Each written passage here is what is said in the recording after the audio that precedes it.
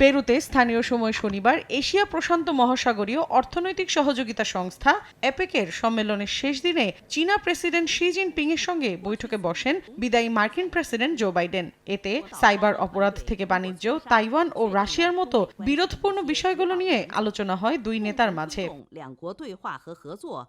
আন্তর্জাতিক গণমাধ্যমগুলোর প্রতিবেদন অনুযায়ী রুদ্ধদ্বার বৈঠকে শি জানান, যুক্তরাষ্ট্রের নতুন প্রশাসনের সঙ্গে যোগাযোগ বজায় রাখতে ও সহযোগিতা বাড়াতে প্রস্তুত চীন। পারস্পরিক শ্রদ্ধা, শান্তিপূর্ণ অবস্থানের পাশাপাশি দুই দেশের কূটনৈতিক সম্পর্ক উন্নয়নের কাজ করার কথাও তুলে ধরেন তিনি। স্পষ্ট করেন চীনের নিরাপত্তা, সার্বভৌমত্ব দৃঢ়ভাবে রক্ষার বিষয়ও, এমনকি দুই দেশের সম্পর্কের উত্থান পতনের কথাও স্বীকার করেন তিনি।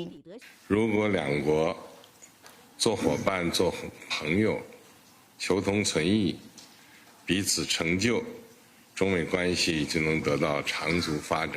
বৈঠকে দুই দেশের মধ্যে নানা বিষয়ে প্রতিযোগিতা থাকলেও তা যাতে সংঘাতের রূপ না নেয় সে বিষয়ে গুরুত্ব দেন জো বাইডেন। বলেন, চীন যুক্তরাষ্ট্রের সম্পর্ক পুরো বিশ্বের ওপর প্রভাব ফেলে।